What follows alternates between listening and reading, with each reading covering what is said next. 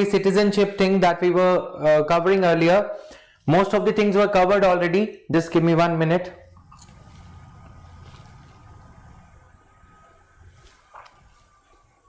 So today I'm planning to cover local bodies as a topic with you. ठीक है, local bodies, no time limit, speaker वगैरह ये सब issues हमारे cover हो चुके हैं. Let me jump directly to the legislative council. ये सब चीजें cover हो चुकी हैं. I assume you guys are revising side by side. Now you can start attempting the test series. Okay, if you want, we will share the revised status, the revised schedule of test series with you guys. But now it's high time that polity की और economy की test series जो चल रही है, prelims के जो test हो रहे हैं PT master में, वो आप अब attempt कर सकते हो. We have covered enough of the syllabus, right? Maybe after Diwali, whichever test is scheduled, you can attempt that, right? Chief minister का ये मैंने बता दिया था, चीफ मिनिस्टर का कि नहीं बताया था? Chief minister as a topic, head of the government, ये छोटा सा एक टॉपिक है. ही shall hold the office. Prime minister और सीएमओ को मैंने बोला था एक साथ कवर करेंगे. तो powers of the chief minister, etc. Clear guidelines for the appointment of the chief ministers and order of precedence that ought to be followed by the government, right? So these things are there.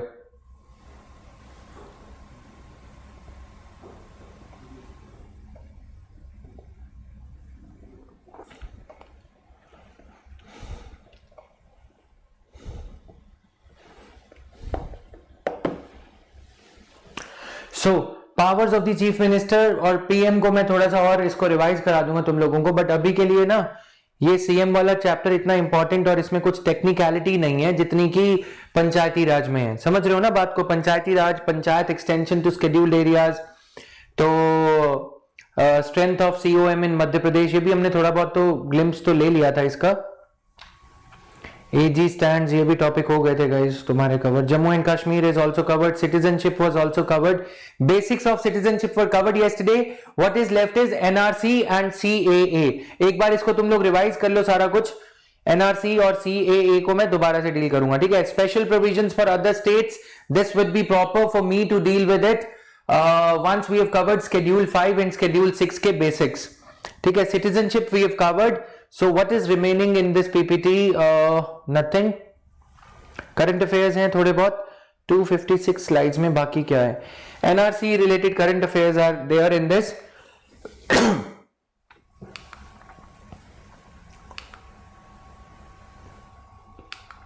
Issues with NRC and Assam Accord. Why there is a need to update the NRC? Significance of the update. Security issues हैं. पढ़ा था इसे कि नहीं पढ़ा था तुम लोग? पढ़ा था कि नहीं पढ़ा? जख मार रहे हो, बताओ फटाफट.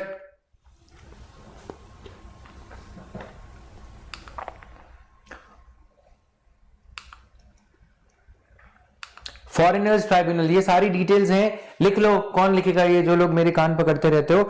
अर्शिका और भी एक दो लोग हैं.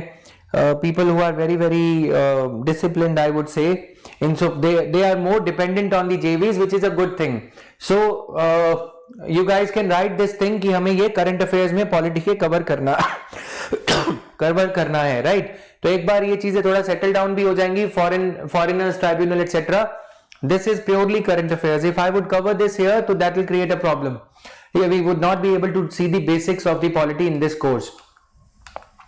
तो ये कुछ चीजें हैं, ये खत्म ही हो गया था कल. तो अभी शुरू करते हैं फटाफट. I am ready with another PPT for Panchayati Raj. चलो जी शुरू करते हैं. स्टेट लेजिस्लेचर ओवर हो गया. Jammu and Kashmir as a special case over हो गया. सिटीजनशिप ओवर हो गया.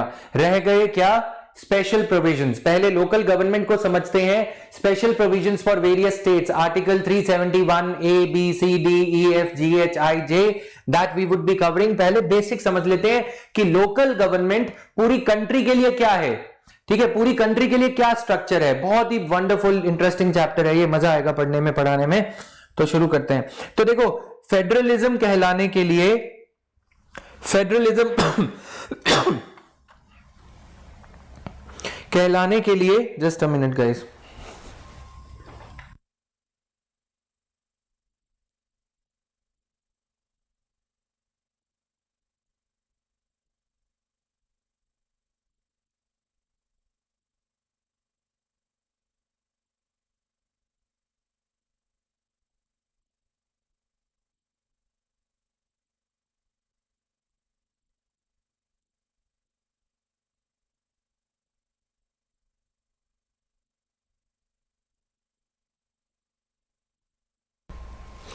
हाँ तो गाइज देखो, फेडरलिज्म, फेडरल स्ट्रक्चर कहलाने के लिए it is not necessary for a country to have local bodies.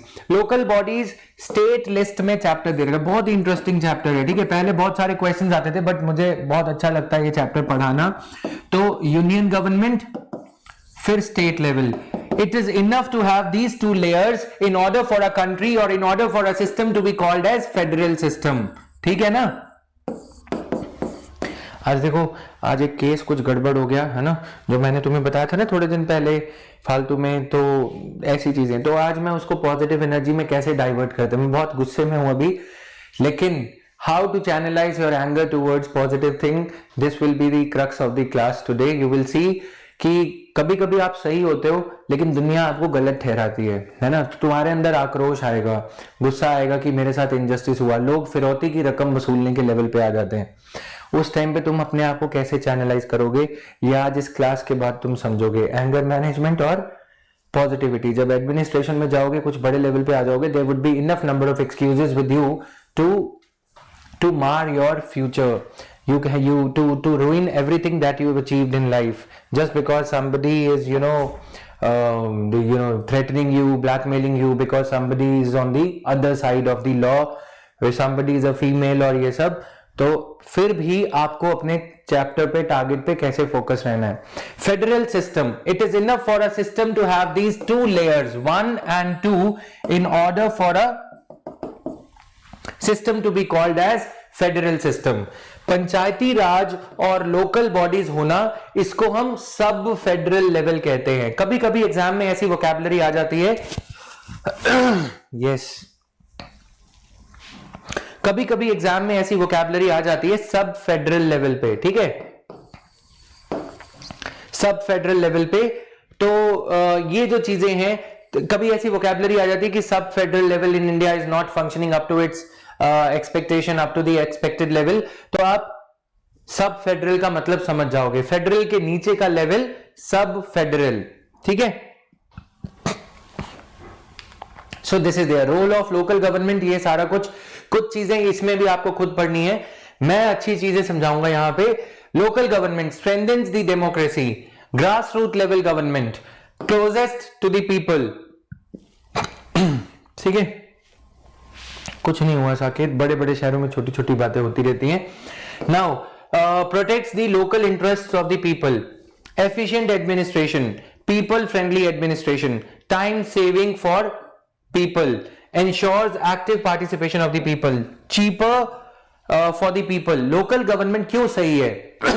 we have for long been seeing the helicopter view of development। our netas they come during the aerial survey। Helicopter चलता है, ऊपर पंखा चलता है, नीचे baby सोता है, वो वाला काम है, समझ रहे हो ना। तो ये helicopter view of development, secretaries to the government of India वो आते हैं, दौरा करते हैं, बट उनको क्या दिखता है, नीचे के लेवल पे चींटियां दिखती हैं ना। ऊपर से हेलीकॉप्टर से देखोगे तो ह्यूमन बींग्स ऐसे नजर आते हैं जैसे some cockroach is crawling on the floor. तो these things are there, ठीक है। more accountable, ensures active participation और ये सब, people friendly administration, efficient administration, closest to the people, these things are there local government में, right। अब local government का अभी मैं आपको एक नमूना बताता हूं, जस्ट एन एग्जाम्पल। सांसद Adarsh Gram Yojana, there is a catch in the name itself. रहना किसने? आम लोगों ने। सांसद, member of parliament, ideal village programme. Who is going to reside in that village? Villagers। Shouldn't the name be something like villagers ideal village program? सांसद जो दिल्ली में रहेगा, जिसको कभी गांव में आना जाना नहीं, उसके हिसाब से सांसद आदर्श ग्राम योजना ला दी, राइट। हम जो ये ग्लोबल लोकल डिबेट भी इसमें करेंगे, जो कि पब्लिक एडमिनिस्ट्रेशन का अहम हिस्सा है, whether this global solutions to the local problems are better और local solutions to the global problems are efficacious. Global level पे ये मैंने सुपरा सिस्टम काफी बार तुम्हारे साथ डीएनएम में बनाया है, तुम्हें पता होगा, ठीक है। देखो, अच्छा चलो एक आध और ड्रॉ कर देते हैं। ये है हमारा विलेज लेवल या म्यूनिसिपैलिटी लेवल, फिर है हमारा डिस्ट्रिक्ट लेवल, फिर है हमारा स्टेट लेवल, ठीक है। डिस्ट्रिक्ट लेवल, टाउन लेवल भी है, वैसे इसको चलो स्टेट मान लेते हैं, फिर यहाँ पे नेशनल लेवल, फिर एक और लेवल है आजकल नहीं 1945 से, जिसको हम क्या कहते हैं, यूएन, सुपरा सिस्टम। पब्लिक एडमिनिस्ट्रेशन की थ्योरी में या गवर्नेंस की थ्योरी में नेशनल सिस्टम को सुपर सिस्टम कहा जाता है, स्टेट लेवल को सिस्टम कहा जाता है, एक सिस्टम, उसके अंडर सब सिस्टम, फिर एक और सब सिस्टम। आज अगर आपको ग्लोबल क्लाइमेट चेंज को रोकना है तो पेरिस डील यूएन के अंडर हो गई, पेरिस डील, है ना। But Paris deal will not have any effect if the people living in village do not stop stubble burning. तो ये ग्लोबल लोकल डिबेट है। ग्लोबल लोकल डिबेट ये कहती है whether local problems could be solve through global concerted efforts. Concerted मतलब सभी countries, USA, UK, Germany, China, सब मिलके पॉल्यूशन रिड्यूस करने का ओथ ले रहे हैं, शपथ ले रहे हैं कि भाई हम ये करेंगे, they are pledging the promises. दूसरी तरफ अगर आपको सैनिटेशन वगैरह से होने वाली बीमारियों को कम करना है तो आप ग्लोबल लेवल पे टारगेट रखते हो सस्टेनेबल डेवलपमेंट गोल, लेकिन अगर अर्बन रूरल एरिया में टॉयलेट्स बनाए गए, लोग उनको यूज नहीं करेंगे तो सैनिटेशन रिलेटेड मॉर्बिडिटी कम नहीं होगी। Got it? These things are there.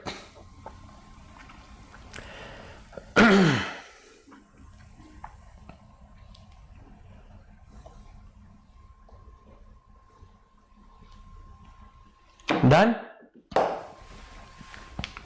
Now, local self-government can be best explained as an exercise in federalism, democratic decentralization, administrative delegation, direct democracy. No, direct democracy तो direct democracy का मतलब क्या होता है, जब लोग खुद बिल लेके आए, सभी लोग मिलके उस बिल को पास करें। इंडिया में मैंने आपको बताया था रेफरेंडम जैसी चीजें नहीं है। अगर रेफरेंडम जैसी चीजें आ जाए, रेफर किया जाए हर बिल, हर लॉ को सरकार अगर रेफर करे तो क्या है, डायरेक्ट डेमोक्रेसी। लेकिन अगर लोग जो हैं खुद अपने प्रतिनिधियों को, रिप्रेजेंटेटिव्स को इलेक्ट करें और वो प्रतिनिधि मैटर्स को डिसाइड करें तो that is indirect democracy. We in India have indirect democracy at all levels. Union parliament, yes, our members of parliaments are there. State level पे MLAs are there. Panchayati Raj level पे who are there? Our sarpanches and panches are there. It is them who are deciding the matters on behalf of people who have chosen them, right? तो India में direct democracy नहीं है। Administrative delegation, इसका मतलब क्या होता है, delegation का मतलब होता है कि मैंने अपना काम अपने जूनियर को दे दिया, अब अगर उससे कोई गलती होगी तो जिम्मेवारी मेरी है। समझ में आया?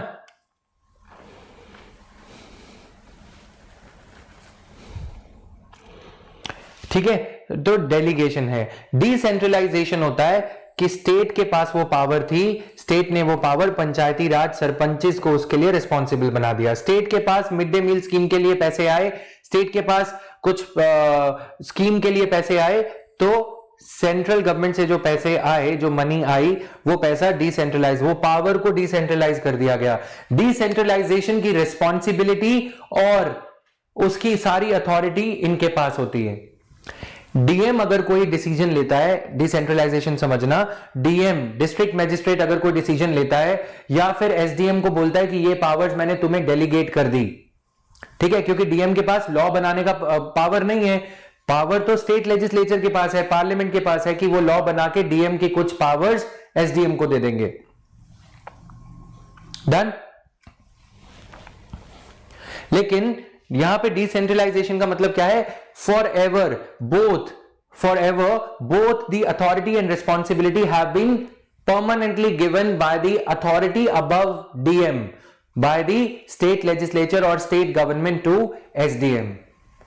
ठीक है, अगर डीएम के पास ये पावर है कि धारा सेक्शन कौन सा होता है, कर्फ्यू लगाना है कि नहीं, राइट, डीएम ने ये बोला एसएसपी को कि तुम खुद देख लो, मैं थोड़ा बिजी हूं, ये है डेलीगेशन। लेकिन अगर आईपीसी को ही चेंज किया जाए और आईपीसी में ये लिख दिया जाए कि SSP has got the power to invoke section, I am just forgetting that, धारा 144 सेक्शन 144 आईपीसी, कर्फ्यू लगाना है कि नहीं, तो फिर ये डिसेंट्रलाइजेशन है। समझ में आया? डिवोल्यूशन होता है मैं इनफॉर्मली कुछ टाइम के लिए ये पावर अपनी उसको दे रहा हूं, लेकिन रिस्पॉन्सिबिलिटी मेरे साथ रहेगी। डन? तो फेडरलिज्म तो नहीं है, democratic decentralisation, be is the answer. Federalism तो मैंने बता दिया ना, यूनियन और स्टेट का होना फेडरलिज्म है। तो इवोल्यूशन ऑफ लोकल गवर्नमेंट, ये रट्टा मारू चीजें मैं नहीं करवाऊंगा, this is all mugging up कि कौन लाया था, Lord Mayo's resolution of 1870 supported the decentralization of the government and all. ये तो पढ़ लोगे ना, खुद पढ़ोगे कि नहीं, फटाफट बोलो, ये काम की चीजें नहीं है ना।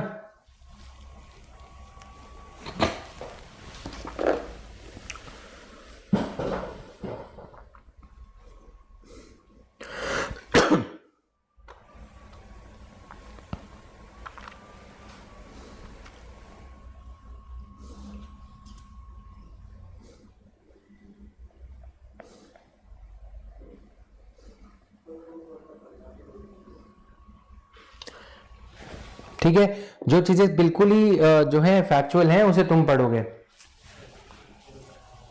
Then Lord Ripon's resolution of 1882 introduced local self-government.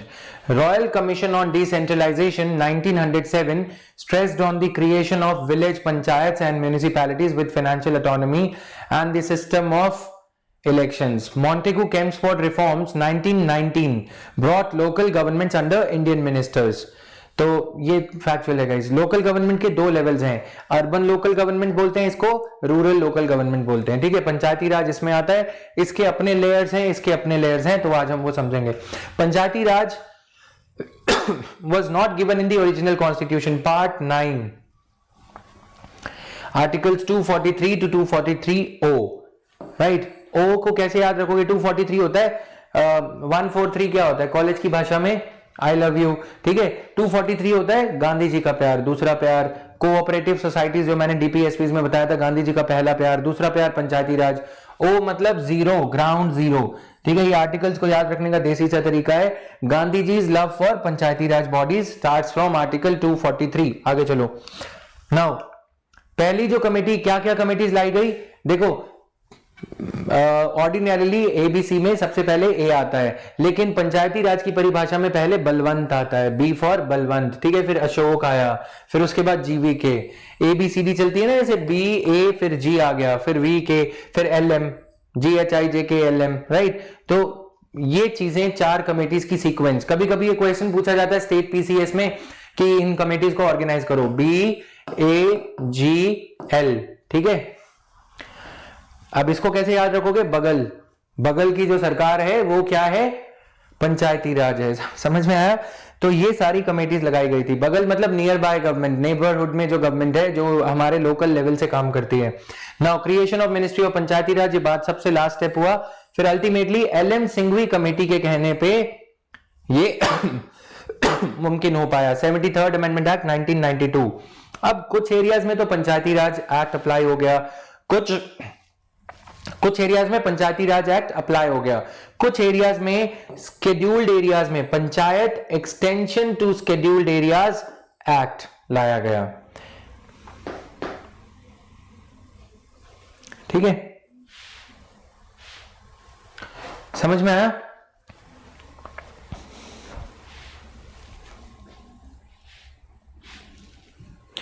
Panchayat जो है स्केड्यूल्ड एरियाज में नहीं लगाई जा सकती थी, उसको अडेप्ट करके लगाना था। इसलिए 1996 में पंचायती राज के उस स्ट्रक्चर को एक्सटेंड करते हुए, कहां पे? स्केड्यूल्ड एरियाज में एक्सटेंड करने के लिए यह एक्ट लाया गया।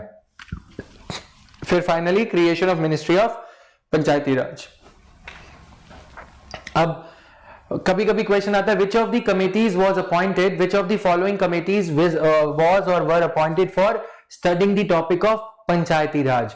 Balwant Rai Mehta committee was not that.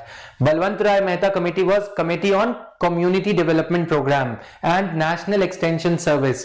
It submitted its report in 1957 and recommended the following. क्या कहा इन्होंने? इन्होंने कहा 3 tier structure होना चाहिए। 3 tier पंचायती राज सिस्टम, ग्राम पंचायत, पंचायत समिति एंड जिला परिषद। ब्लॉक लेवल पे, विलेज लेवल पे होगी ग्राम पंचायत, विलेज पंचायत, फिर पंचायत समिति, 10, 12, 15 विलेजेस को मिला के पंचायत समिति बनेगी। फिर उनको सारे पंचायती जो समितिज हैं, पंचायत की समितिज को मिला के फिर एक जिला परिषद बनेगा, जिला का टॉप लेवल पे। ठीक है, तो ये स्ट्रक्चर हमारा आगे भी काम आएगा।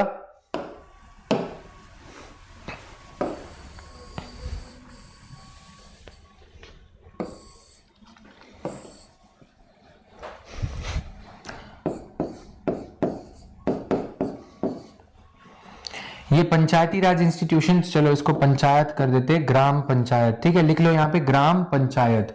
ग्राम पंचायत जब रुक जाओ एक मिनट गाइस,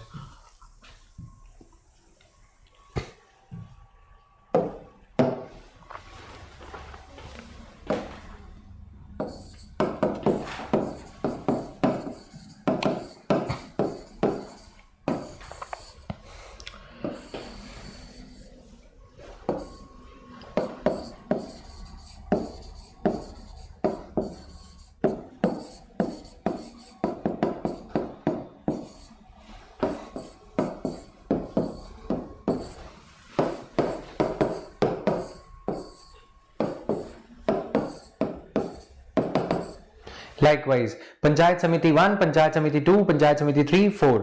अब एक पंचायत समिति के अंदर बहुत सारी ग्राम पंचायत आ जाती हैं इस ब्लॉक की। यानी कि अगर मेरा एक टाउन है पंजाब में, एक पटियाला टाउन है, पटियाला टाउन के आसपास जितनी भी सारी ग्राम पंचायत हैं, ठीक है, उसके अगल बगल जो भी रूरल एरियाज हैं उनमें ग्राम पंचायत होगी। अर्बन एरिया की बात नहीं कर रहे।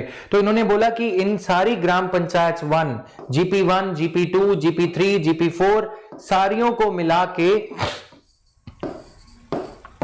GP4, इन सबको मिला के क्या बनेगा? पंचायत समिति।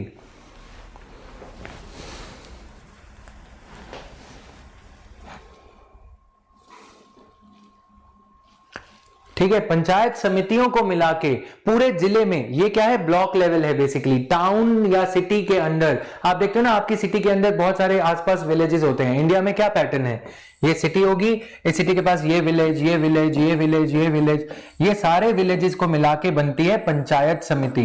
यहां पे सब जगह ग्राम पंचायत होगा, पंचायत समिति बन गई। अब ये पंचायत समितियां जो हैं, सभी की सभी पंचायत समितियां क्या बनाएंगी?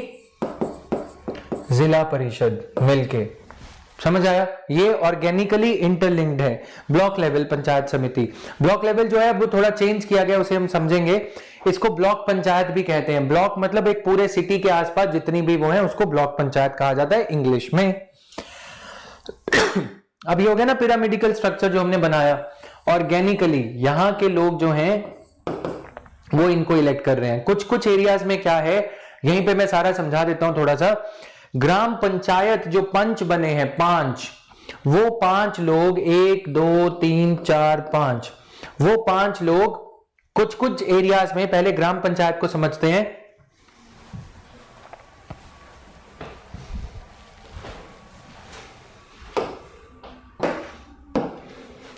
ग्राम पंचायत के ही लोग अपना सरपंच चुनते हैं। Sarpanch is directly elected in states like Rajasthan.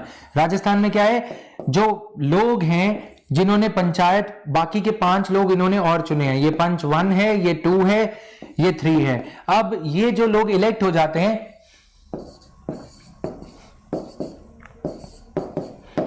5, this is the third one. मान लो कि इन लोगों ने directly, voters, electorate directly elected sarpanch, voters directly elected their own sarpanch. Done. 1 2 3 4। हो सकता है लोग इसको चुन लें। कुछ कुछ स्टेट्स में क्या पैटर्न है पंच को चुनने का। कमेटीज वगैरह यार खुद पढ़ लेना, वो कुछ काम की चीजें हैं नहीं। थोड़ा सा मैं समझा दूंगा ताकि तुम्हें उस वे में समझाऊंगा कि तुम्हें याद हो जाए। बेसिक स्ट्रक्चर एक बार समझते हैं। कुछ कुछ एरियाज में क्या होते हैं, 1 2, ये सरपंच है, ये सरपंच अपने आप में से एक पर्सन को, 5 लोग हैं, 5 में से 3 जिसकी फेवर में वोट करेंगे। यानी कि मैं हूं यहां पे एक पंच। अब मैं इन दोनों को बोलता हूं तुम मुझे वोट करो, तीसरा वोट मेरा हो गया। ये दोनों जो है मेरे को वोट नहीं कर रहे। अब ये पर्सन मेरे को वोट नहीं कर रहा, ये पर्सन मेरे को वोट नहीं कर रहा, लेकिन ये तीनों जो है यानी कि मेरा वोट मिला के मैं बन गया sarpanch. Sarpanch here is indirectly elected. समझ में आया? इस सिस्टम में वोटर्स, पंच अलग अलग चुनते हैं, फिर सरपंच के इलेक्शन होते हैं। सरपंच के लिए जो जीता है उन्हीं 5 में से कोई एक होना चाहिए।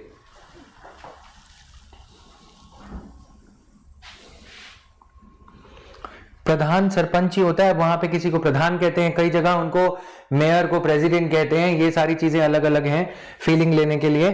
समझ में आया? अब जब दूसरे लेवल पे क्या है, जिसे हमें पंचायत समिति कहा या ब्लॉक समिति कहा, उस पंचायत समिति में कौन होता है गाइस? काफी सारे ग्राम पंचायत। ये तो एक ग्राम की कहानी थी, ऐसे ही ग्राम पंचायत 1 फिर 2, इनमें से कोई पर्सन खड़ा होता है पंचायत समिति का चेयरपर्सन बनने के लिए। पंचायत समिति कहीं पे 21 सदस्यों की है, कहीं पे 24, फिर वो लोग अपना चेयरपर्सन चुनते हैं।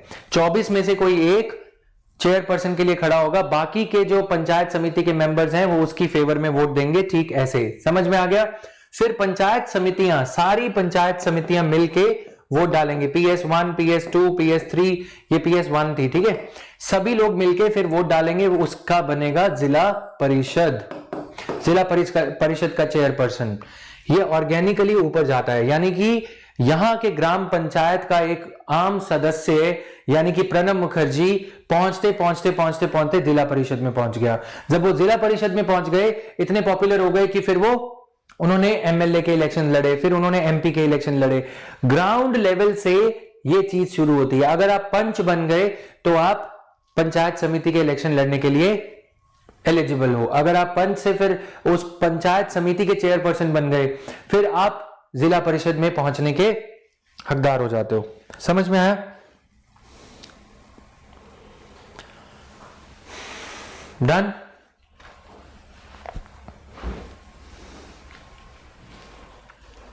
किसी को कोई डाउट है तो पूछ लो।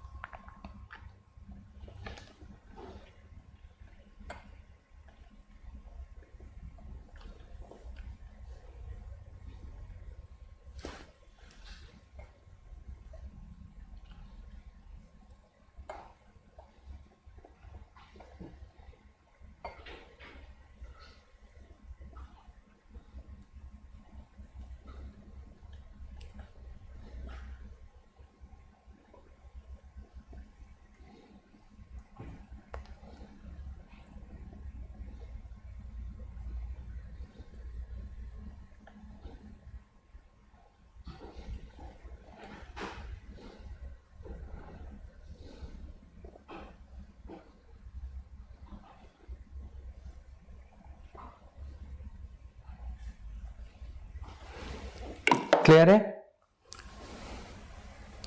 नॉमिनेशन फॉर सरपंच, देखो अलग अलग स्टेट्स ने अलग अलग वे में ये डिसाइड किया है। Nomination for sarpanch in one system could be chosen out of these 5 only. Nomination in another system could be from outside as well, but ordinarily outside वाला जो है duality पैदा करता है। ये 5 अलग जगह हो जाते हैं, फिर वो बाकी का अलग जगह हो जाता है। इसीलिए नॉमिनेशन वाला जो है आम तौर पर most of the states of India में इन्हीं में से ही चूज किया जाता है। डन है? क्लियर है?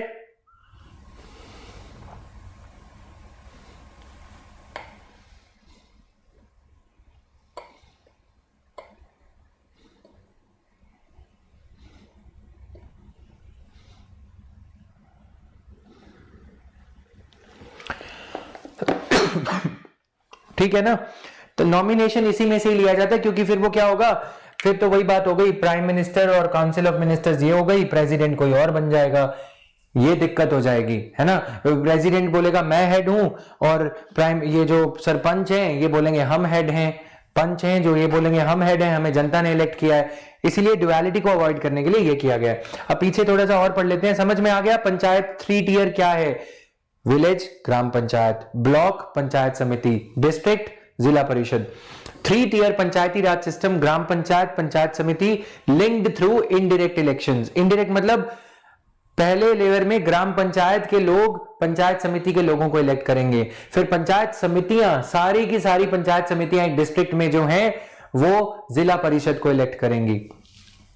Organic interlinkage, direct elections to village panchayat and indirect elections to higher levels, 2 levels, panchayat samiti और जिला लेवल पे indirect election. Panchayat samiti to be the executive body, planning जो होगी ऊपर जिला परिषद लेवल पे जिले का प्लान अप्रूव होगा, ठीक है। होना तो ये चाहिए था, लेकिन ऊपर से प्लान आता है।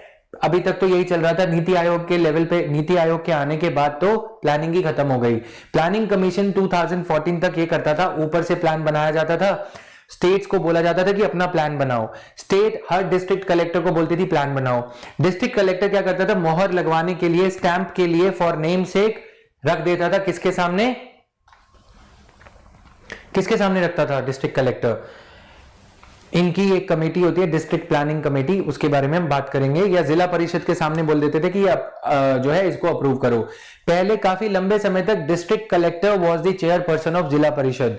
Bureaucrat was appointed above the elected bodies, above the elected members, because he was more aware, he was aware of the bureaucratic way of functioning and all, इसीलिए। लेकिन फिर ये कहा गया काफी कमेटीज द्वारा कि ये गलत है, जिला परिषद में इलेक्टेड रिप्रेजेंटेटिव ही चुना जाना चाहिए, हेड होना चाहिए। इससे करप्शन और बढ़ गया है। 5 साल के लिए जो पैसे प्लान बनाया जाता है डिस्ट्रिक्ट लेवल पे, district collector now a days in most of the states is secretary of जिला परिषद, एक्टिंग सेक्रेटरी, या फिर ये कह लो कि इन हिज ऑफिशियल कैपेसिटी, ठीक है, in his official capacity he is the CEO, sometimes he is called as the CEO. मतलब कि प्लानिंग बॉडी कहने के लिए बनती है ये, जिला अधिकारी डिस्ट्रिक्ट कलेक्टर ये कहता है कि देखो मैंने तुम्हारे लिए प्लान बनाया, अगर तुम्हें पसंद है तो अप्रूव कर दो। ऊपर से डंडा पड़ा होता है कि प्लान अप्रूव करना है, इलेक्टेड रिप्रेजेंटेटिव्स के ऊपर ये प्रेशर होता है, वरना पैसे नहीं मिलेंगे। इलेक्टेड रिप्रेजेंटेटिव्स को ये चाहिए होता है पैसे मिल जाए फटाफट, प्लानिंग का क्या ही करना है।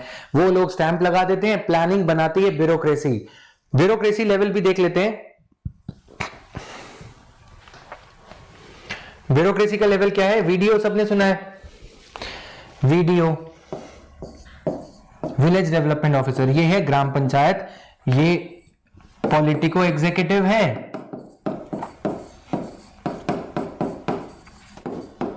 ये एडमिनिस्ट्रेटिव साइड है। वीडीओ, फिर बीडीओ ब्लॉक डेवलपमेंट ऑफिसर, फिर ऊपर DM. DM is like secretary to block का प्लान, ये बनाते हैं ड्राफ्ट प्लान। ऐसे ही सभी ब्लॉक्स का प्लान बनता है, बीडीओ बना के देते हैं plan, block development officer submitted plan, video plan. Clear? ये सारे प्लान ऊपर जाके डिस्ट्रिक्ट लेवल पे डिस्ट्रिक्ट कलेक्टर, अगर इस प्लान में कुछ गड़बड़ लगती है तो फिर डिस्ट्रिक्ट कलेक्टर से मॉडरेट करवाते हैं एसडीएम वगैरह के जरिए। फिर एसडीएम फाइनल प्लान भेजता है डीएम को।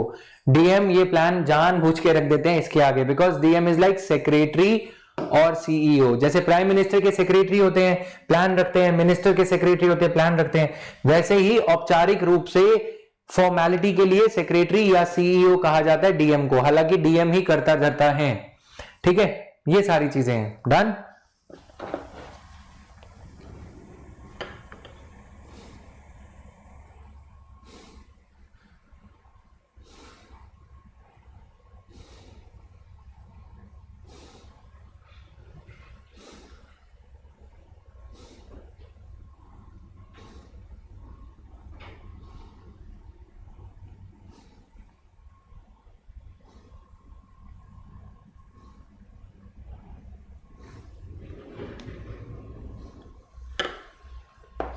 कूल, समझ में आ गया? अब यहां पे इस लेवल पे कौन सी बॉडी है? पंचायत समिति। बना लो, शाबाश, ड्राइंग करो, ग्राम पंचायत। डन है। वीडियो वगैरह काफी करप्ट माने जाते हैं काफी स्टेट्स में, काफी सारे ईमानदार भी हैं जो करप्ट माने जाते हैं, जैसे झारखंड वगैरह में, छत्तीसगढ़ में, क्योंकि वहां पे एडमिनिस्ट्रेशन और जीपीएस अभी पहुंच नहीं पाया, ग्लोबल पोजिशनिंग सिस्टम और ये सब। जियो टैगिंग ऑफ एसेट्स किया जा रहा है, मनरेगा के अंडर एसेट्स बनते हैं, बताए नहीं जाते, वो सारी चीजें। मोटे मोटे तौर पे ब्रॉडली ये हमारा सिस्टम है। Panchayat samiti to be the executive body, transfer of power and resources for democratic decentralisation. So here lies your answer. ये जो ट्रांसफर किया गया है, this has been devolution, there has not been complete decentralisation. Devolve किया गया है जो कभी भी वापस लिया जा सकता है। एक कहानी बताऊं तो थोड़ा सुनना। Ministry of rural development, union ministry of rural development से कुछ ऑफिसर्स पंजाब में डिस्ट्रिक्ट कलेक्टर के वहां पे ऑडिट वगैरह या अप्रेजल कर रहे थे स्कीम्स का। काफी सारी स्कीम्स डिस्ट्रिक्ट लेवल पे ही इंप्लीमेंट होती है इंडिया में। सेंट्रली स्पॉन्सर्ड स्कीम्स का ओवरव्यू लेते हुए सेंट्रल गवर्नमेंट क्या करती है, स्टेट गवर्नमेंट को जो पैसे देती है वो डायरेक्टली नहीं दिए जाते, वो डिस्ट्रिक्ट कलेक्टर के अकाउंट में आते हैं। समझ रहे हो बात को? Side tracking the state governments, state government को पैसे ही नहीं मिलते। अब डीसी क्योंकि एडमिनिस्ट्रेटिव हेड है, उसकी जवाबदेही बनती है, he is a permanent bureaucrat. District के जरिए विलेजेस का डेवलपमेंट किया जाता है, विलेजेस को पैसे दिए जाते हैं, विलेजेस लेवल पे एसडीएम उन पैसों को अप्रूव करता है। कहने को सरपंच और ये सब इलेक्ट किए जाते हैं मुंह दिखाई के लिए, नाम फॉर नेम सेक। तो डिस्ट्रिक्ट कलेक्टर ही ये सारा करता धरता है इसके। अब चीजें डिस्ट्रिक्ट कलेक्टर के हाथ में भी नहीं रह गई, चीजें क्या हो रही हैं, मनरेगा के वेजेस जानी ही जानी है। सेंट्रल गवर्नमेंट से बटन दबाया जाता है, डिस्ट्रिक्ट कलेक्टर के अकाउंट में पैसे आ गए, ऑफिशियल अकाउंट में, पर्सनल में नहीं। डिस्ट्रिक्ट कलेक्टर बस बटन दबाते हैं, आधार सीडेड सभी बैंक अकाउंट्स में पैसा ट्रांसफर हो जाता है। पहले यहां पे करप्शन होती थी, डिस्ट्रिक्ट कलेक्टर से ऊपर के लोग हिस्सा मांगते थे, लेकिन अब स्कोप बहुत कम है। इसलिए आप देखोगे कि ये लोग सरकारी डिपार्टमेंट्स में, आईआरएस वगैरह में फेसलेस असेसमेंट और ये सारी चीजें करी जा रही हैं। Transfer of power and resources for democratic decentralisation done. Decentralisation नहीं हुआ है, डिवोल्यूशन हुआ है। We are going to talk about triple F function problem also. Funds नहीं है, फंक्शनरीज नहीं है, फंक्शंस नहीं दिए गए, फंक्शंस को डिवॉल्व किया गया है, अभी दे दिया गया है, बाद में ले लिए जाएंगे। फंक्शनरीज परमानेंट नहीं है। अगर इलेक्ट्रिसिटी डिपार्टमेंट का कोई इलेक्ट्रिकल जेई जूनियर इंजीनियर लगा हुआ है विलेज एरिया में, तो वो स्टेट की इलेक्ट्रिसिटी डिपार्टमेंट का एक इंजीनियर है, स्टेट उसका कंट्रोल रखती है। कौन से जेई को लगाना है, जो ऊपर तक करंट पहुंचाता है, जो वहां के स्थानीय एमपी एमएलए को खुश रखता है। उनके घर पे एसी चलता रहेगा, इनके घर पे देसी चलती रहेगी, लोगों के घर पे, समझ रहे हो ना, आग चूल्हा और ये सब। तो उनके घर पे इलेक्ट्रिसिटी आनी चाहिए। वैसे ही वाटर वर्क्स, उनके घर पे पानी जाएगा, इनके घर पे कुछ नहीं जाएगा, वो सारी चीजें, सीवरेज वगैरह। तो ये कंट्रोल है। आगे चीजें थोड़ा और एनालिटिकल हो जाएंगी, अभी थोड़ा फैक्ट्स पे रखते हुए। Ashok Mehta committee, AMC, this committee was appointed by government of India in 1977। मैंने बताया, क्वेश्चन पूछा जाता है, which of the following committees were appointed on the subject of Panchayati Raj? This is one. It submitted its report in 1978 and made the following recommendations. 3-tier system to be replaced by 2-tier system. इन्होंने अलग ही कह दिया, इन्होंने बोला 3-tier system की जगह 2-tier system होना चाहिए। कौन सी ऐसी कमेटी थी जिन्होंने 2-tier system बोला? AMC। ठीक है। पंचायती राज भी given the powers of taxation, लिख लेना, अच्छी रिकमेंडेशन है। आज तक इंडिया में एग्रीकल्चर टैक्स नहीं लगाया जाता, लगाया जाना चाहिए। Section 10AA of income tax act should be repealed. At least the rich farmers should be taxed so that there is a source of revenue, very handsome source of revenue which is available to the Panchayati Raj bodies should be there। हम इसके बाद 2018 के chapter 4 of economic survey की भी बात करेंगे, याद दिला देना तुम लोग, जिसमें कि हम क्या करेंगे, अर्बन क्लास, जो मिडिल क्लास ऑप्ट आउट की बात करेंगे। Middle class is opting itself out of government provisioning of services, ये चीजें भी डिस्कस करेंगे। State government should not supersede पीआरआईज। State government क्या करती थी, मैं अगर अकाली दल से हूं, या मैं बीजेपी से हूं, या मैं कांग्रेस से हूं, मैं कांग्रेस का चीफ मिनिस्टर बना, मान लो अमरिंदर सिंह, अब मेरे से पहले पंचायती राज बॉडीज जो हैं वो इलेक्ट हुई थी, वो शिरोमणि अकाली दल के सरपंच वगैरह उसमें हैं, बीजेपी के सरपंच हैं, मैं सारी की सारी पंचायती राज बॉडीज को क्या कर दूंगा, डिसॉल्व कर दूंगा। गवर्नर को बोलूंगा डिसॉल्व करो इनको, दोबारा से री इलेक्शन होगा। तो एएम कमेटी ने ये कहा इनको डिसॉल्व ना किया जाए, 5 साल का इनका टेन्योर पूरा करने दिया जाए, जो कि हम आगे देखेंगे अब कर दिया गया है। न्याय पंचायत भी सेपरेट फ्रॉम डेवलपमेंट पंचायत। न्याय पंचायत अलग होने चाहिए, जुडिशियल पंचायत। न्याय पंचायत के बारे में भी पढ़ेंगे। State election commission to consult with central election commission to conduct elections. State election commission को, हाँ, हम इसको कहते हैं central election commission. Is it central election commission? No, हमारा जो कमीशन है वो स्टेट लेवल पे भी इलेक्शंस कंडक्ट कराता है, तो वो यूनियन इलेक्शन कमीशन होना चाहिए। लेकिन अगर वो यूनियन इलेक्शन कमीशन होगा तो फिर उसके मेंबर्स सिर्फ सेंटर अपॉइंट नहीं कर सकता, फिर उसके मेंबर कौन अपॉइंट करेगा? States should have an equal say in appointment of the members. लेकिन उसको सेंट्रल इलेक्शन कमीशन पता है क्यों कहा जाता है? क्योंकि it does not have any right to conduct elections to Panchayati Raj. आलम यह है कि पंचायती राज के इलेक्शंस में एक स्टेट इलेक्शन कमीशन कंडक्ट करवाता है, उसको सेंट्रल इलेक्शन कमीशन का कोई रोल नहीं होता। स्टेट इलेक्शन कमीशन का कोई रोल नहीं होता किसमें? एमएलए के इलेक्शन में कोई रोल नहीं होता, बिल्कुल जीरो। ये इलेक्शन करवाता है सेंट्रल इलेक्शन कमीशन। तो पहली बात तो ये हो गई। फिर ये सेंट्रल कैसे हुआ? फिर ये यूनियन होना चाहिए, मिस्टेक ऑफ कॉन्स्टिट्यूशन मेकर्स। फिर दूसरी बात ये आती है MLA, state election commission MLA के इलेक्शन में कुछ नहीं करता। चलो जी, ये किस इलेक्शन में करता है? पंचायती राज बॉडीज के। अब इसको जब कोई पॉलिटिकल पार्टी जीतती है, मेरी स्टेट पंजाब में अगर कांग्रेस जीती है तो उसकी ट्राई ये होगी कि स्टेट इलेक्शन कमीशन में अपने बंदे लगाए जाएं। जैसे ही इनके बंदे लग जाएंगे, पीआरआईज में एसएसपी अपना है, डीएसपी अपना है, ठीक है। पंचायती राज लोगों को क्या चाहिए होता है? लठ दिखाना होता है, वो वोट डालते हैं। और लोग भी समझदार हैं, लोग उसी पार्टी को वोट डालते हैं जिसकी स्टेट में सरकार होती है। और ये लॉजिकल भी है क्योंकि स्टेट में सरकार को जिताया है, रिसेंटली जिताया होगा, इसीलिए पंचायती राज बॉडीज को सस्पेंड करा दिया जाता है immediately after the state new state government is formed at the state level, ताकि जो अभी पॉजिटिव वेव चल रही है स्टेट लेवल की पॉलिटिकल पार्टी की फेवर में, जो जीत के आई है गवर्नमेंट में, उसको टैप करने के लिए, उसको फुल्ली एक्सप्लॉइट करने के लिए। अगर यही वोट 2-2.5 साल बाद करवाया जाए तो जनता के मन में कांग्रेस गवर्नमेंट के प्रति आक्रोश हो जाएगा, इसलिए वो बीजेपी को वोट दे देंगे। इसलिए हर स्टेट गवर्नमेंट ये करती है कि फटाफट से पंचायती राज बॉडीज को सस्पेंड कर दिया जाए। But 73rd constitutional amendment act के बाद ये खत्म हो गया।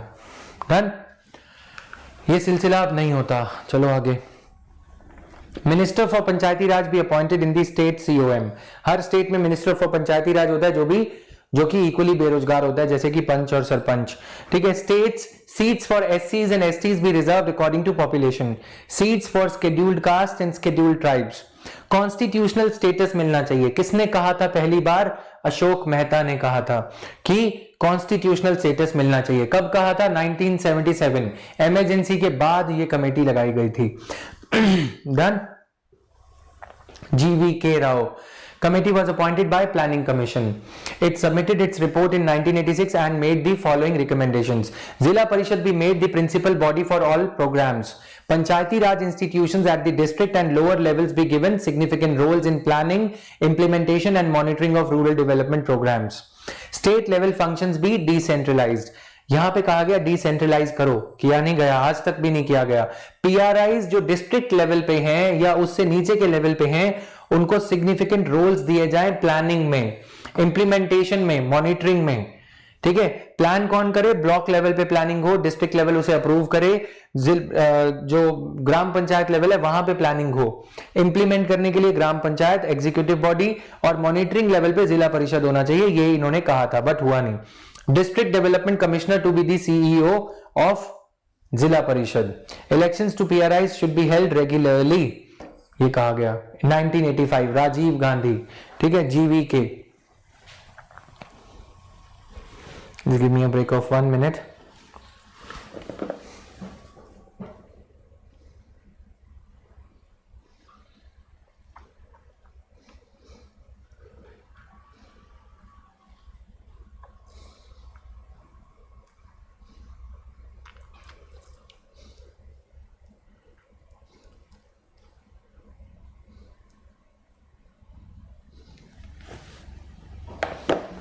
Done.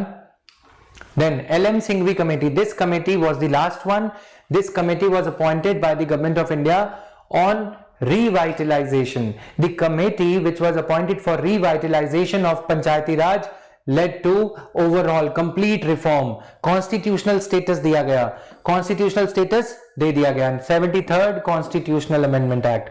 न्याय पंचायत should be established, करी गई। ग्राम पंचायत भी made more viable. ग्राम पंचायत का जो साइज था पहले 2-2 हजार लोगों की एक ग्राम पंचायत, यानी कि 5 सरपंच हर 2,500 लोगों के लिए। इसलिए इन्होंने कहा कि 3-4 विलेजेस को मर्ज करके एक कॉन्स्टिट्यूएंसी बनाई जाए जिसको कहा जाएगा ग्राम पंचायत। हर विलेज के लिए अलग ग्राम पंचायत बनाओगे तो स्टेट का खर्चा ज्यादा हो जाएगा। ग्राम पंचायत में जो बेरोजगार 5 लोग हैं उनको रोजगार देने के लिए ये करने की जरूरत नहीं है। ग्राम पंचायत भी made more viable and called gram sabha. Gram सभा बनाई गई जिसमें कि 10 से 12,000 कॉन्स्टिट्यूएंट्स होंगे, depending from varying from state to state. UP में ये ज्यादा हो सकते हैं 18 से 20,000, पंजाब राजस्थान में 12 से 15,000 में ग्राम सभा में लोग होते हैं। ये ग्राम सभा जो है आसपास के एडजॉइनिंग 4-5 विलेजेस की पॉपुलेशन को मिला के बनती है, ठीक है, और ग्राम पंचायत उन्हीं में से चुनी जाती है। देन कहा गया डायरेक्ट डेमोक्रेसी, लेकिन ये डायरेक्ट नहीं है, ये इनडायरेक्ट ही है। Village panchayat be given more financial resources, funds, functions and functionaries. इस प्रॉब्लम को हम डिस्कस करेंगे। Judicial tribunals to decide on election controversies. Panchayat के इलेक्शंस में जो कंट्रोवर्सीज होती हैं, गवर्नर किसी को भी लगा देते हैं या स्टेट हाई कोर्ट में अब मैटर जाता था। पहले जो है गवर्नर किसी को भी लगा देते थे लेकिन अब ये चीजें कहा गया कि इसके लिए जुडिशियल ट्राइब्यूनल होना चाहिए। इसमें भी रिफॉर्म किया गया, वो हम आगे देखेंगे। अब आते हैं finally, LM Singhvi was the last committee on revitalization on whose recommendations finally a constitutional status was conferred upon the Panchayati Raj bodies. Done. Take a break, revise it. Am I being too fast? क्या मैं बहुत तेज पढ़ा रहा हूं?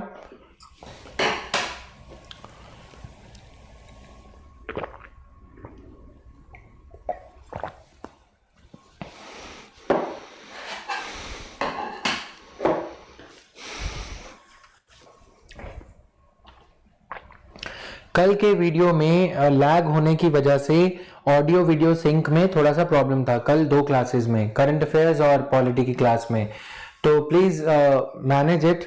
आज कोई भी lag नहीं हो रहा क्योंकि no frames are getting split. Frames जब ड्रॉप होते हैं, फ्रेम ड्रॉप होने का मतलब होता है या तो मेरी आवाज चली जाएगी या फिर इमेज चली जाएगी। इमेज पहले जाती है, आवाज बाद में, क्योंकि इंटरनेट जब स्लो होता है तो फ्रेम्स गिरते हैं, ठीक है। फ्रेम्स ड्रॉप होने का मतलब ये होता है दोनों में सिंकिंग प्रॉब्लम आ जाएगी, इसीलिए कल ऐसा हुआ था, ठीक है। 10-12 सेकंड का जो लैग चल रहा था उसको थोड़ा सा please bear with us.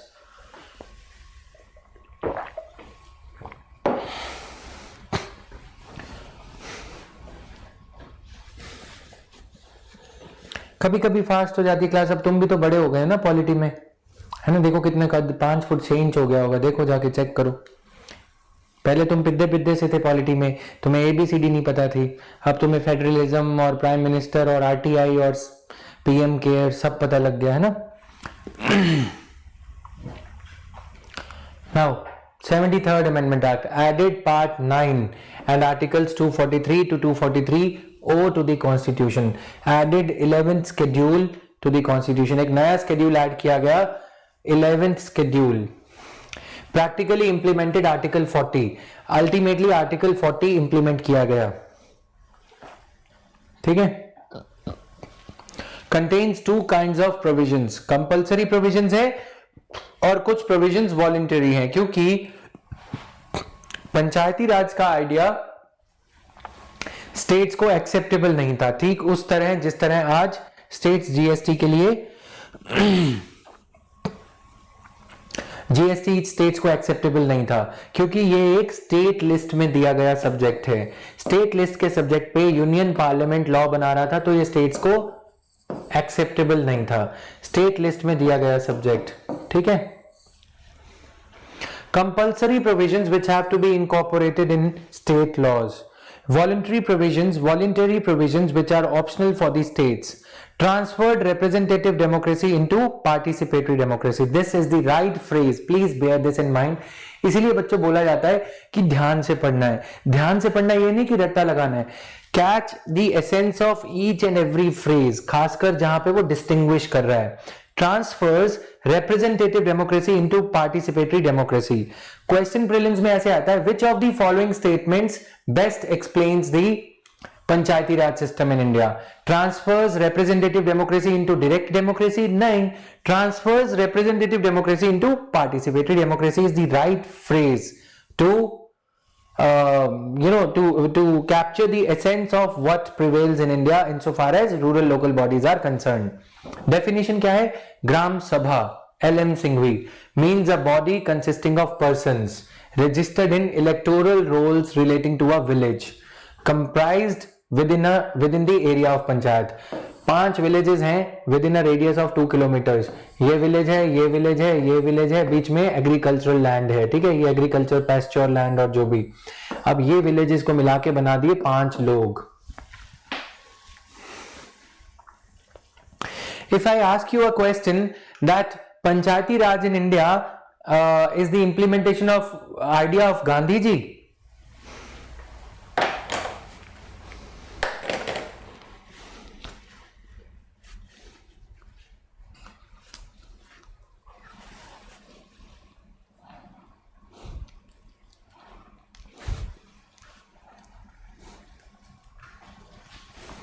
no, in the right earnest it is not।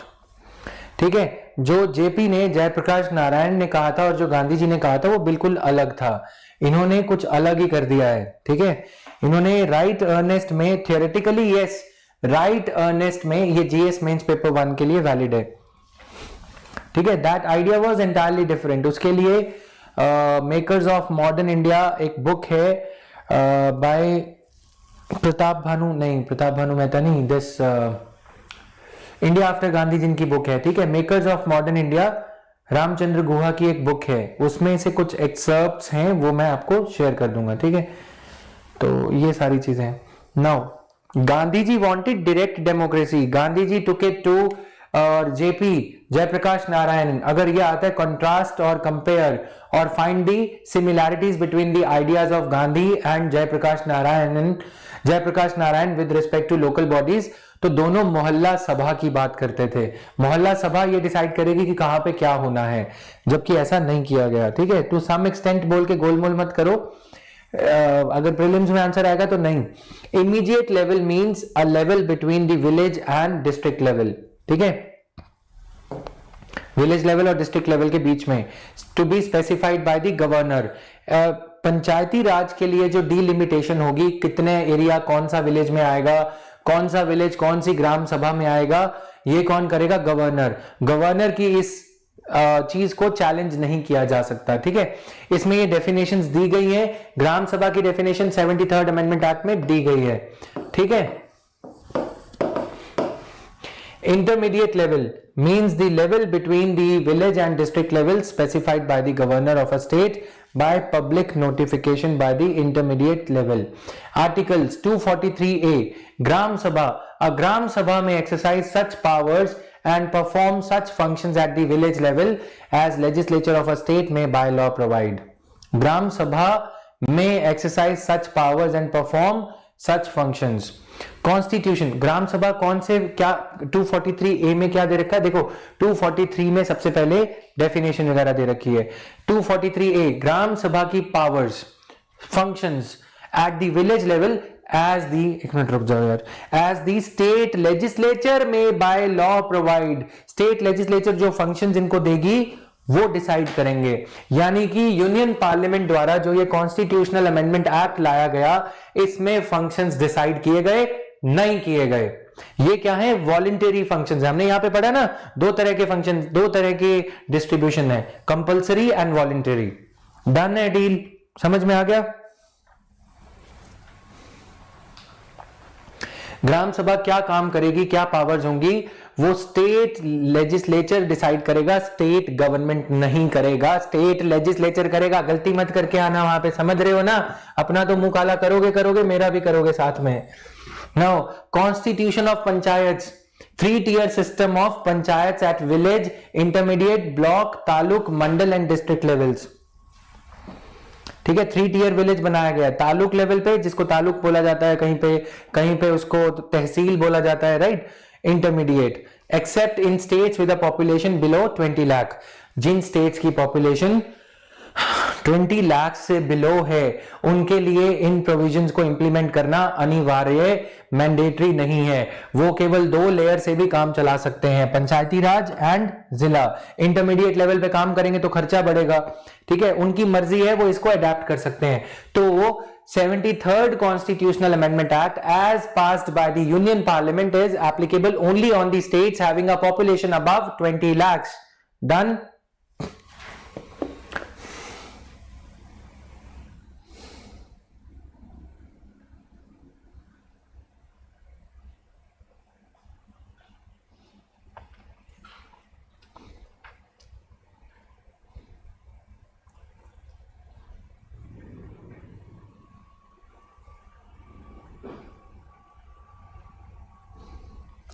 ठीक है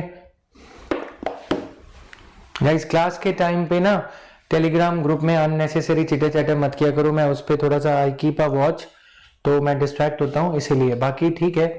243C, मैं इनको थोड़ा सा तुम्हें रटवा दूं बाद में। चलो 243C, C for composition of panchayat, seats at all the levels to be filled by direct elections. Indirect election, जैसा हमने बोला कि पंच सरपंच को इलेक्ट करेंगे, सरपंच आगे इलेक्ट करेगा, वो नहीं, डायरेक्ट इलेक्शंस की बात करी गई। State is empowered to provide, ये समझ में आ गया डायरेक्ट इलेक्शंस। दूसरा पॉइंट ये कहता है इसी कॉम्पोजिशन वाले पॉइंट का, स्टेट के पास अथॉरिटी है, स्टेट लेजिस्लेचर के पास, to provide for representation of chairpersons of gram panchayat at village level, at intermediate level, or at in the panchayat at district level. And state is also empowered to provide for the representation of MPs of Lok Sabha, Rajya Sabha and MLAs in the Panchayati Raj bodies. जिला परिषद में member of parliament को क्या कोई स्थान रहेगा या नहीं, स्टेट लेजिस्लेचर ये डिसाइड कर सकती है at a level other than village level, at in such panchayat where they are registered as electors in the panchayat at intermediate level. देखो, state is empowered to provide for representation of chairpersons of gram panchayat. Chairperson gram panchayat का कौन बनेगा? अगर state चाहे तो ग्राम पंचायत के chairperson के लिए एमपी ऑफ लोकसभा, एमएलए या एमएलसी किसी ऐसे लेवल पे जो कि विलेज लेवल पे ना हो। विलेज लेवल पे अगर एक बड़ा प्रतिनिधि मोदी जी आके बैठ जाए, क्या होगा? विलेज पंचायत वाले रोक लगाएंगे, पैर छुएंगे, ये सब तो उल्टा हो जाएगा। They would be overwhelmed by the presence of such a big character. इसीलिए विलेज लेवल पे ये एमपीज एमएलए को कोई पोजीशन ना दी जाए। अगर देनी है level above village level, block level पे एमएलए को कुछ पोजीशन दी जा सकती है चेयरपर्सन वगैरह की, वेयर दे आर रजिस्टर्ड, ठीक है, at a level other than village panchayat, उस कॉन्स्टिट्यूएंसी में। जैसे कि अगर पटियाला कॉन्स्टिट्यूएंसी की कोई ब्लॉक पंचायत है, पटियाला में विलेज लेवल से बनी हुई एक ब्लॉक पंचायत है, ठीक है, उस ब्लॉक पंचायत में अगर एमएलए को स्टेट लेजिस्लेचर चाहती है कि एमएलए यहां पे चेयरपर्सन रहे ऑनरेरी कैपेसिटी में या एक्स ऑफिशियो चेयरपर्सन रहे, तो बनाया जा सकता है। State is empowered. लेकिन इसके एक्ट के बाद काफी कमेटीज ने ये कहा, द प्रेजेंस ऑफ एमएलए और MPs in these levels, MLA की प्रेजेंस अगर ब्लॉक लेवल पे होगी, एमपी की प्रेजेंस, मेंबर ऑफ पार्लियामेंट की प्रेजेंस उस मीटिंग में, जिला परिषद की मीटिंग में होगी, तो बाकी सब सदस्य चुप हो जाएंगे। It will not let the emergence of the ground level, will emerging from the ground level, लोगों की ख्वाहिशें दब जाएंगी, क्योंकि मेंबर ऑफ पार्लियामेंट जो बोलेगा वही होगा, क्योंकि वो सीनियर है, वो बड़ा माना जाएगा, है ना। He will hijack the idea of the meeting. Yes, he will rather impose his idea. तो क्या होगा? charismatic कैरेक्टर जो है वो ओवरऑल कर जाएगा बाकी सभी को, ठीक है। Chairperson of a gram panchayat shall be elected in such manner as provided by law. Chairperson and of a panchayat at the immediate level, block level or district level shall be elected by and from amongst the elected members। यानी कि indirect election की बात यहां पे आ गई। ये पंचायती राज की seats की बात हो रही थी, मतलब ग्राम पंचायत की, कि डायरेक्ट इलेक्शन वहां पे जरूरी है। लेकिन यहां पे खुद कहा जा रहा है कि जो चेयरपर्सन होगा ग्राम पंचायत का, यानी कि जो सरपंच होगा या जो प्रधान होगा, shall be elected in such manner as provided by state law। State legislative assembly का कानून ये डिसाइड करेगा। और जो पंचायत इमीडिएट लेवल पे है, यानी कि ब्लॉक लेवल पे है, और जो डिस्ट्रिक्ट लेवल पे है, शैल बी इलेक्टेड बाय, कौन इलेक्ट करेगा उसे? जो इलेक्टेड मेंबर्स हैं ब्लॉक लेवल के और जो इलेक्टेड मेंबर्स हैं पंचायत लेवल के, जो मैं पहले समझा चुका हूं। क्लियर? डन है ये?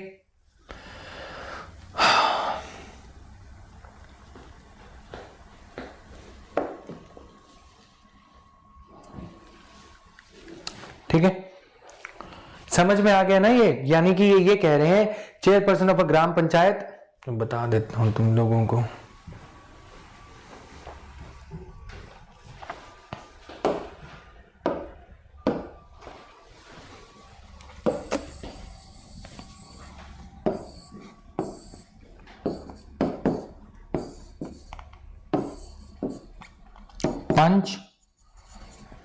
पंच पंच, ठीक है। ग्राम पंचायत का जो सरपंच होगा उसको इलेक्ट ये लोग करेंगे, और जो ब्लॉक लेवल है, इमीडिएट लेवल है, उसका प्रधान इन्हीं लोगों में से इलेक्ट होगा, पंचों में से। सिर्फ एक पंचों में से नहीं, आसपास के जो विलेजेस हैं उसके पंच, पंच वन ऑफ विलेज गंडाखेड़ी, ठीक है। पंजाब में विलेजेस के नाम ऐसे होते हैं, गंडाखेड़ी, पबरी और पिंड आक्कड़। मेरे गांव का नाम आक्कड़ है, ठीक है। तो नाउ P1, P2, P3, अब ये लोग भी इसी को इलेक्ट करेंगे, इन्हीं में से ही चुना जाएगा ब्लॉक लेवल का चेयरपर्सन, और यही लोग वोट करेंगे। नीचे के जो कॉमन पीपल हैं उन्होंने इनको चुना, इन्होंने उनको चुना, इन्होंने इनको चुना। अब फिर ये सारे लोग जो मिलके इनको चुनेंगे, समझ में आया? ये मैं बता चुका हूं। फिर जिला लेवल पे ये जो लोग हैं इन्हीं में से कोई जिला परिषद का चेयरपर्सन बनेगा, ठीक है। लोगों का पार्टिसिपेशन नहीं होगा, यानी कि इनडायरेक्ट इलेक्शन हो गया। चलें आगे। Now chairperson of gram panchayat shall be elected in such manner as provided by law. ये हो गया, लॉ किसकी होगी? स्टेट गवर्नमेंट की।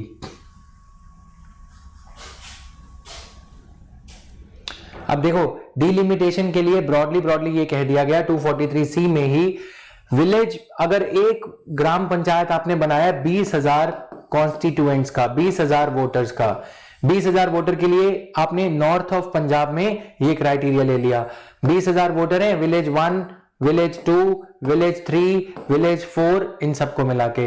वैसे ही यहां पे साउथ ऑफ पंजाब में आपने क्या किया? साउथ ऑफ पंजाब ने आपने क्या किया? 25,000 लोगों के लिए एक ग्राम पंचायत दे दिया, ठीक है। ये एरिया ओवर रिप्रेजेंटेड हो गया, क्योंकि यहां 20,000 लोगों के लिए 5 सरपंच हो गए, यहां 25,000 लोगों के लिए 5 सरपंच हो गए।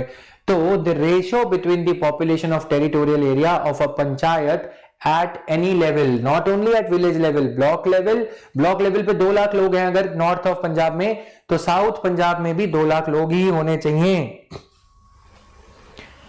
समझ में आया? At any level and the number of seats in such panchayat to be filled by elections shall so far as practicable be the same throughout the state. Done. Ratio between the population of each constituency and the number of seats allotted to it shall be the same. ये हम पहले देख चुके हैं, delimitation में देख चुके हैं कि नहीं। डी 243D रिजर्वेशन, ठीक है। समझ जाओगे तो समझ जाना। 243D reservation of seats reserved for scheduled caste and scheduled tribes and the chairpersons of the panchayats at all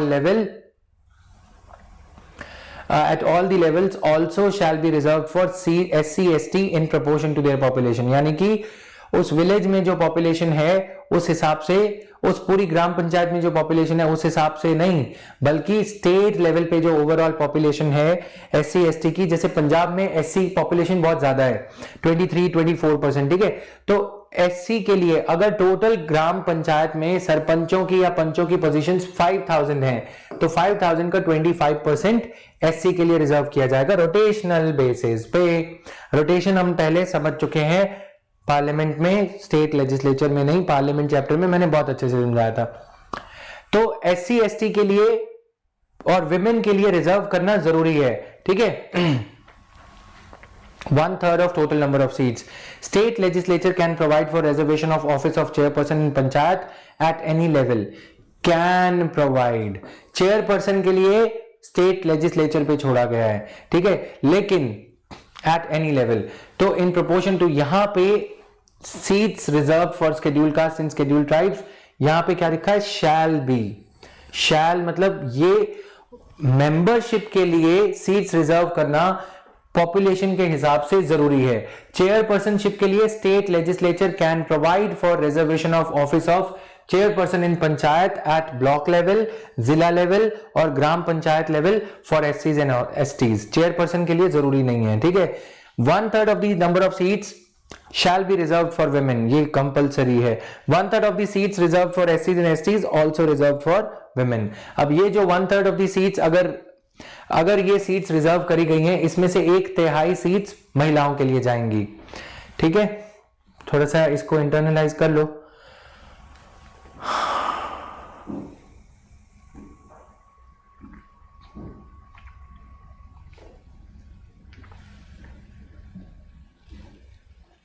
1/3 of the offices of chairpersons at all levels reserved for women. Women के लिए 1/3 offices of chairpersons at all levels shall be reserved for women. State legislature can provide for reservation of seats of chairpersons at panchayat level for backward classes. Backward classes का voluntary है, can, ठीक है.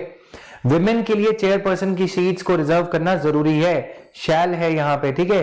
Women के लिए सारे level पे जो chairperson की सीट्स हैं, जैसे कि सरपंच, फिर ऊपर ब्लॉक समिति का चेयरपर्सन, पंचायत समिति का चेयरपर्सन, जिला परिषद का चेयरपर्सन, अगर टोटल ऐसी 1500 पोजीशंस हैं चेयरपर्सन वाली, उसकी 1/3 स्टेट इनके लिए, विमेन के लिए रिजर्व होंगी. लेकिन क्या ये SC ST के लिए रिजर्व होनी जरूरी है चेयरपर्सन वाली पोजीशन? नहीं, ठीक है. चेयरपर्सन वाली वॉलंटरी है. 243E, 5 का मतलब क्या होता है? E5. आर्टिकल 243E को याद रखने का तरीका. Done. Duration of panchayat, uniform 5 years term of office at every level. Every level elections to constitute new bodies to be completed before. अब यहां पे ये लिख रखा है elections to constitute new bodies to be completed before the expiry of term of 5 years. अब यहां पे अगर तुम्हें क्रिटिसाइज करना हो ना अच्छे वाला एनालिसिस में, ऐसे में खासकर एनालिसिस मेंस में मत करना, आंसर्स में, CEC central information election commission, वहां पे वैकेंसी फिलअप करने की जरूरत ना है, इंटररेगनम हो सकता है. पंचायती राज ऐसे एनालिसिस देखो, तुम्हें मजा आएगा पढ़ने में. प्रेसिडेंट के लेवल पे इंटररेगनम नहीं हो सकता, जबकि ये नॉमिनल फंक्शनरी है. ग्राउंड लेवल पे पंचायती राज पे भी ये लिख रखा है कि इलेक्शंस पहले होने चाहिए. तो क्या चौकीदार को ये नहीं दिखता कि selection of central information commission और ये सब पहले हो जाना चाहिए? जब एक सबसे न्यूनतम लेवल पे ये लिखा गया है elections to constitute new bodies shall be completed before the expiry of the term of 5 years of the existing Panchayati Raj body, तो पंचायती राज से छोटा तो नहीं हो गया ना सेंट्रल इंफॉर्मेशन कमिश्नर, है ना. CVC की पोजीशन छोटी नहीं हो गई, डेप्यूटी लोकसभा स्पीकर की पोजीशन उससे तो छोटी ना हो गई, फिर भी खाली है क्योंकि चौकीदार जाली है. जाली समझते हो ना, फर्जी. Now in the event of dissolution elections compulsorily with in 6 months. Punjab में जब फर्जी वोट डलती है तो उसे जाली वोट कहा जाता है, ठीक है.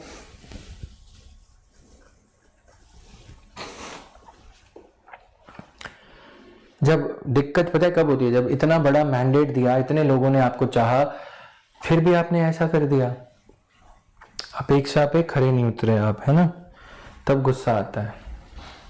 डन है डील, चलो आगे. If a panchayat is dissolved elections are to be held within 6 months.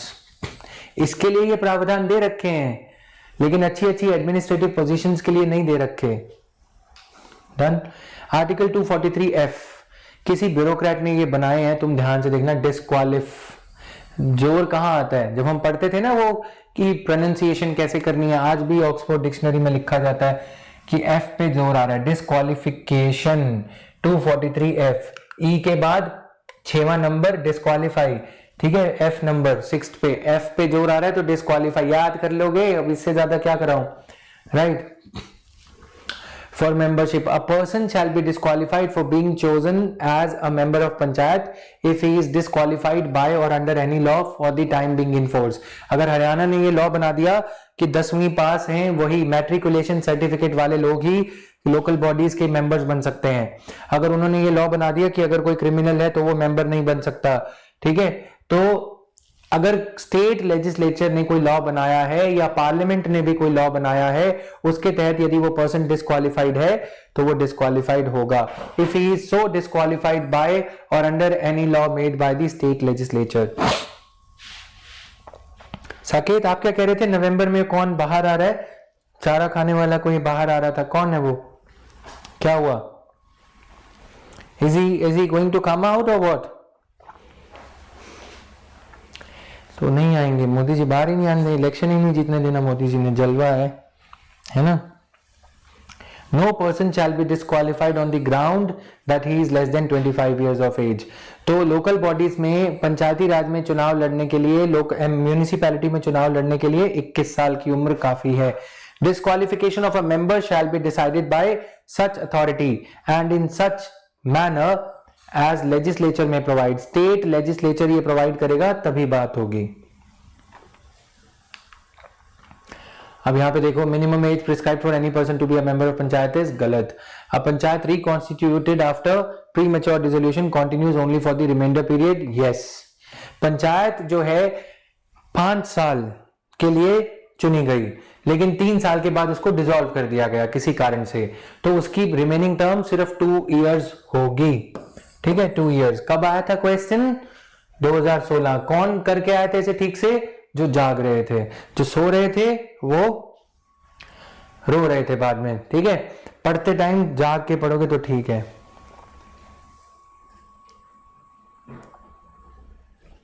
हाँ, लास्ट टाइम जज बदल गए तो पता नहीं, राइट? वही तो मैं बोलता हूं, मैं ही जज हूं, मैं ही चौकीदार हूं, मैं ही सब हूं, मानो या ना मानो, किसी को नहीं जीने दूंगा। Now, powers, authority and responsibilities of panchayat. State legislature may endow the panchayats with such powers and authority as may be necessary to enable them to function as। देखो, पावर क्या होती है? जी, गब्बर। मैं इसे ऐसे याद रखता हूं, है ना? गब्बर के पास पावर है ना? या गुड वर्क करने के लिए भी पावर चाहिए होती है। Powers,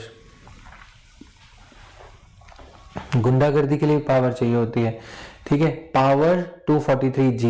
F disqualification. ई माने 5 टेन्योर ऑफ ये लोकल बॉडीज। उससे पीछे जाओगे डी मींस रिजर्वेशन। 243 से तुम्हें ये याद करना पड़ेगा, इसके लिए कोई जुगाड़ नहीं है। 243C for composition. बहुत आसान बनाया है तुम्हारे लिए। तुम ऐसे बोलो कि याद नहीं होते आर्टिकल, ये आर्टिकल बहुत इजीली याद हो जाने चाहिए। ठीक है, ऐसे ही चलते जाओगे तो 243A ग्राम सभा है क्या? 243B कॉन्स्टिट्यूशन कैसे होगी? तो पहले ग्राम सभा यानी कि पहले इंडिया बना तो A, फिर उसकी कॉन्स्टिट्यूशन बनी तो B। कॉन्स्टिट्यूशन तो बाद में ही बनेगी। ठीक है,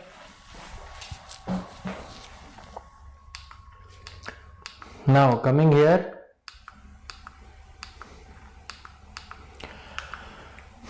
such law may contain provisions for the devolution of powers। Devolution of the powers and responsibilities upon panchayat. तो स्टेट लेजिस्लेचर ये डिसाइड करेगा कि पावर्स क्या है, अथॉरिटी क्या है, रिस्पॉन्सिबिलिटी क्या है। Financially deprived, malnourished, functionally functions ही नहीं दिए गए।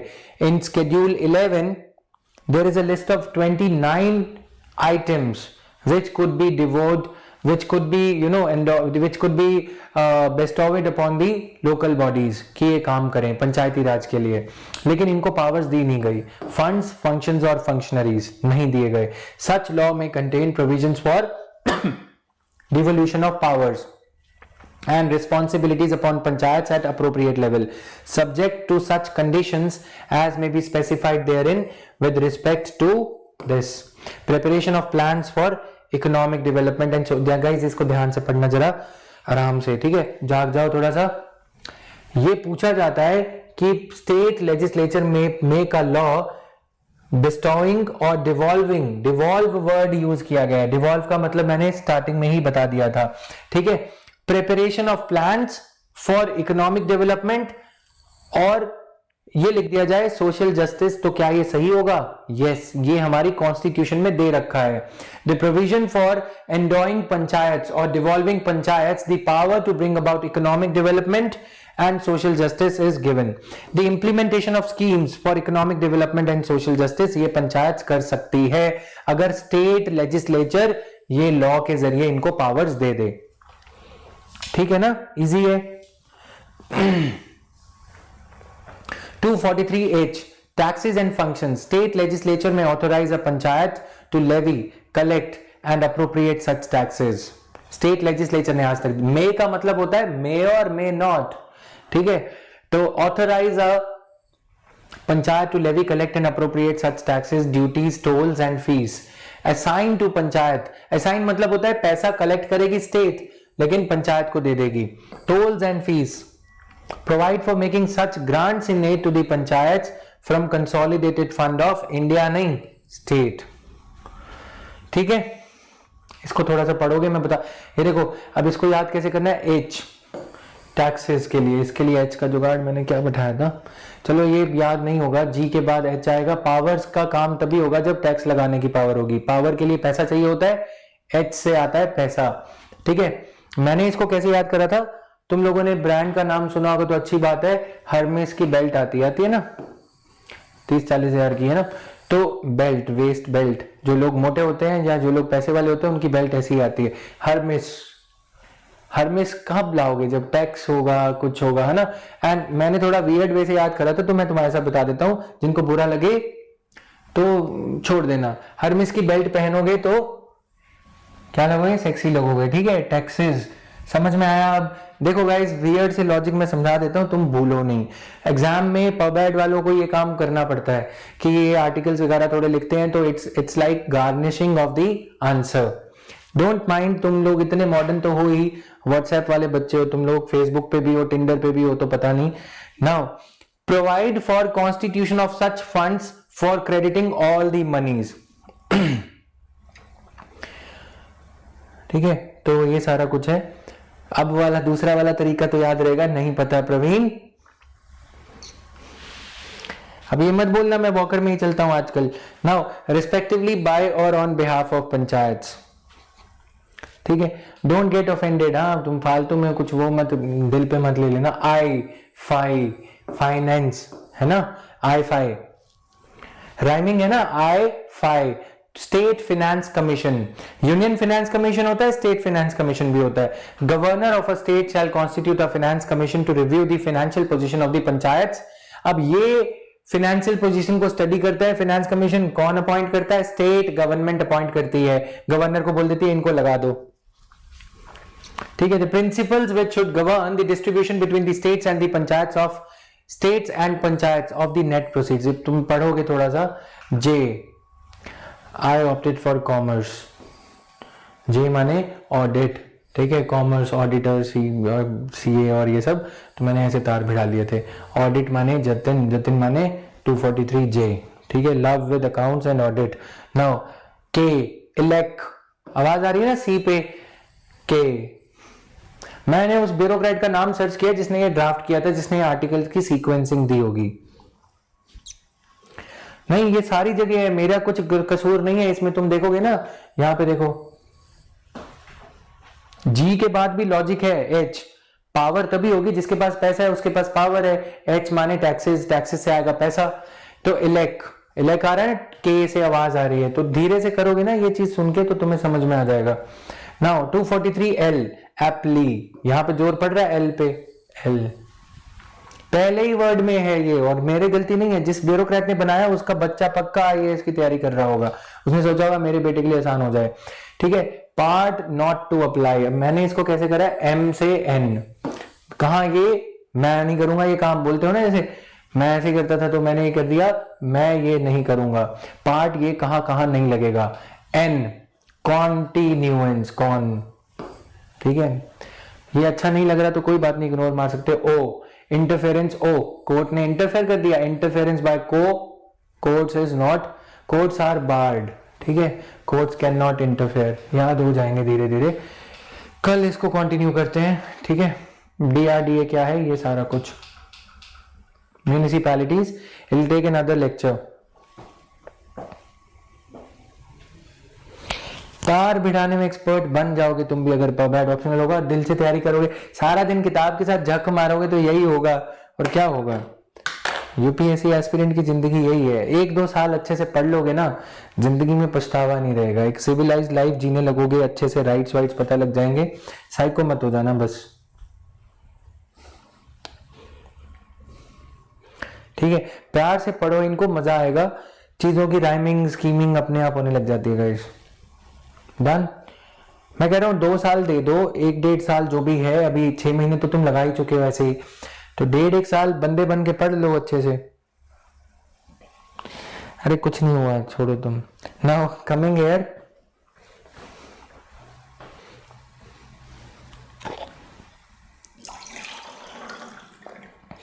फालतू के लोग आ जाते हैं ना जिन्हें कुछ नहीं करना होता जिंदगी में, तो दिमाग खराब करते हैं अपना भी और हमारा भी।